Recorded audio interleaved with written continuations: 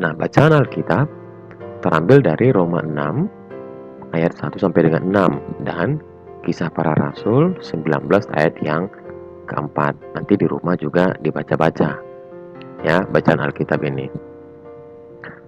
Nah, Kisah Para Rasul 19 ayat 4 berfirman, kata Paulus, baptisan Yohanes adalah baptisan orang yang telah bertobat, dan ia berkata kepada orang banyak bahwa mereka harus percaya kepada Dia yang datang kemudian daripadanya, yaitu Yesus. Roma pasal ayat 1 sampai yang ke-6 ya. Ini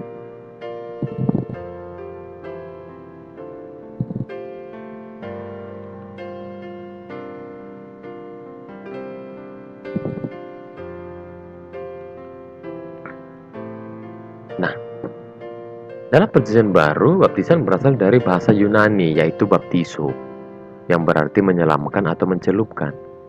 Tetapi itu bukan satu-satunya arti, sebab arti baptiso juga membasuh atau membersihkan dengan air.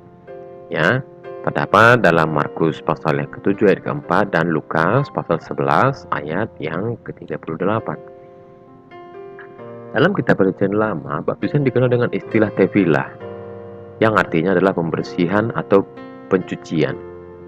Jadi dalam upacara agama Yahudi, baptis ini wajib dijalani oleh para calon dari non-Yahudi yang akan masuk menjadi pengikut agama Yahudi. Ya. Jadi baptisan Kristen melukiskan identifikasi orang percaya dengan kematian Kristus, penguburannya, dan kebangkitannya. Dalam baptisan Kristen, dimasukkan ke dalam air menggambarkan dikuburkan bersama dengan Kristus. Lalu keluar dari air menggambarkan kebangkitan Kristus. Nah, masuk yang pertama, baptisan Yohanes. Ada pembasuhan dalam perjanjian lama lebih mempunyai arti sebagai penyucian diri.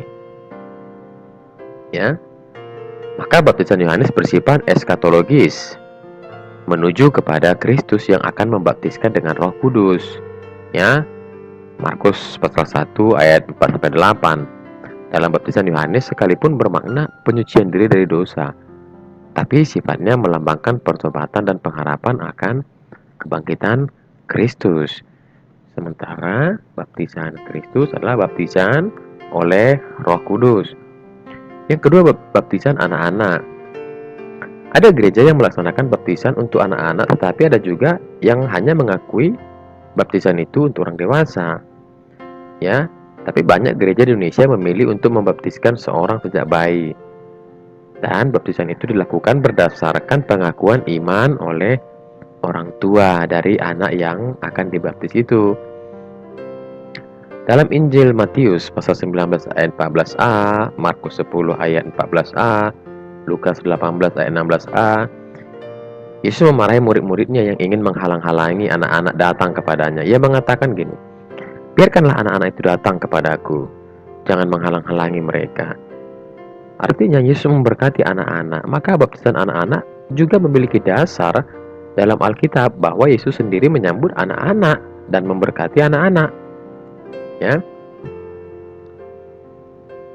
Lalu dalam Injil Matius pasal 28 ayat 19 sampai 20, Yesus meminta murid-murid untuk pergi ke seluruh penjuru bumi, kabarkan Injil kerajaan Allah, dan baptis orang-orang percaya dalam nama Bapa, Anak, dan Roh Kudus.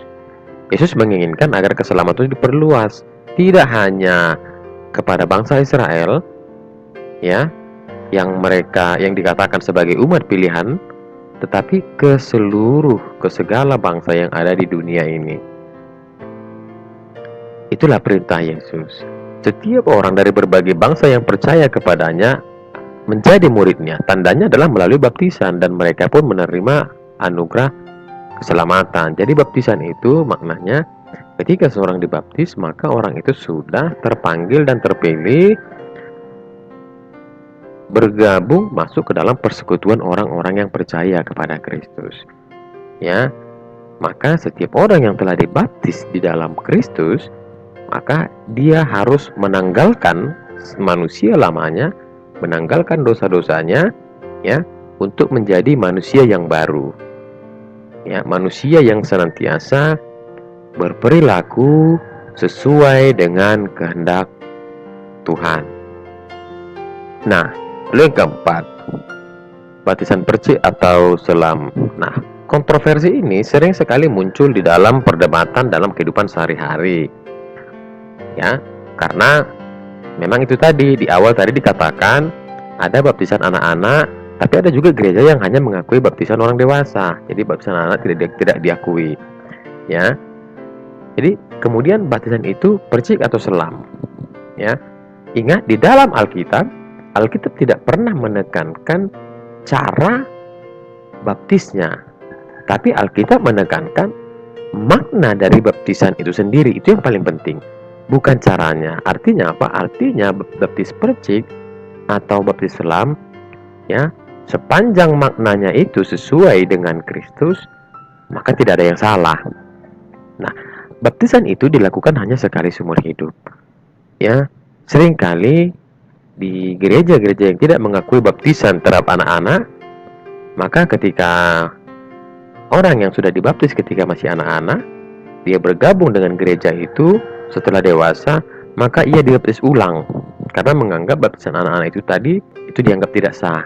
Maka dia harus dibaptis ulang, yaitu dengan baptis selam. Ya, ingat, baptisan hanya dilakukan sekali seumur hidup. Jika orang melakukan baptisan yang kedua, maka sama halnya dengan orang itu menyalibkan Yesus yang kedua kali. Ya, itu yang perlu kita tekankan supaya tidak ada pertentangan, perdebatan atau persepsi menyatakan yang ini yang benar, yang itu yang benar dan lain sebagainya. Mati dan bangkit bersama Kristus. Bagi orang Kristen, baptisan melambangkan kematian dan kebangkitan orang percaya. Ya.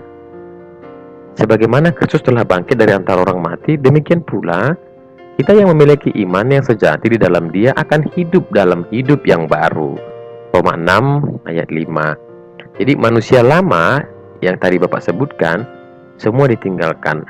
Manusia lama itu maksudnya manusia-manusia yang belum diperbaharui, ya, yang masih senantiasa melakukan dosa, ya, yang belum melakukan pertobatan. Dengan baptisan, manusia lama itu disalibkan bersama-sama dengan Yesus, dikuburkan, lalu bangkitlah melalui kebangkitan Tuhan Yesus, manusia yang baru, yang menerima hidup baru, ya. Nah, tubuh dosa, istilah ini menunjuk kepada tubuh manusia yang dikuasai oleh keinginan daging. Ya, keinginan untuk berdosa. Ingat, keinginan daging adalah keinginan berbuat dosa. Jadi, apa yang harus kita lakukan? Maka turutilah keinginan roh, lakukanlah keinginan roh, bukan keinginan daging. Ya. Jadi melalui baptisan, perbudakan dosa, ya, sudah dipatahkan. Ya, sejak saat ini orang percaya tidak boleh membiarkan cara hidup yang lama lagi menguasai tubuh mereka. Harus berubah. Harus berubah setelah menerima baptisan. Nah, anak-anak, apa kalian sudah dibaptis? Coba tanya orang tuanya. Nah, jika kalian sudah dibaptis, maka tentunya kalian juga harus meninggalkan manusia lamanya. Ya, manusia yang senantiasa berbuat dosa. Itu sebabnya orang Kristen berbeda dengan pengikut agama yang lain. Itu perbedaan orang Kristen. Kenapa? Karena Tuhan menginginkan setelah kita menerima baptisan, kita hidup di dalam manusia baru, melakukan kehidupan yang baru, meninggalkan segala dosa dan hidup dalam pertobatan. Bagian Alkitab ini menegaskan bahwa baptisan Yohanes itu merupakan baptisan pertobatan. Sementara baptisan dalam nama Yesus adalah baptisan yang dilakukan oleh Roh Kudus. Nah, baptisan merupakan salah satu dari dua sakramen yang diakui dalam gereja Protestan. Apa dua sakramen itu? Yang pertama sakramen baptisan kudus dan yang kedua sakramen perjamuan kudus. Nah, baptisan kudus merupakan tanda seseorang telah menjadi bagian dari persekutuan orang percaya yang telah bertobat dan bersedia hidup baru dalam anugerah Yesus Kristus. Ya. Namun perlu diingat, baptisan itu hanya dilakukan sekali seumur hidup, apapun caranya, baik dia percik ataupun selam. Jadi tidak ada, atau jangan pernah terima baptisan ulang atau baptisan yang kedua kali.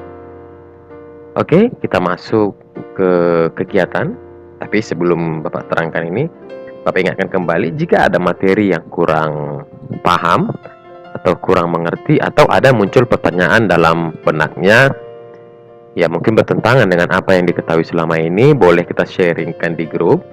Boleh, silahkan nanti tanya ke Bapak, lalu kita diskusikan bersama-sama. Nah, tugasnya perhatikan. Satu, catat materi tadi yang dalam video ini ke dalam buku catatan. Lalu lakukan kegiatan 3 yang ada di buku paket. Buku paket yang kamu pegang, halaman 22. Ya, kegiatan 3-nya dan kegiatan 4-nya di halaman 23. Kerjakanlah itu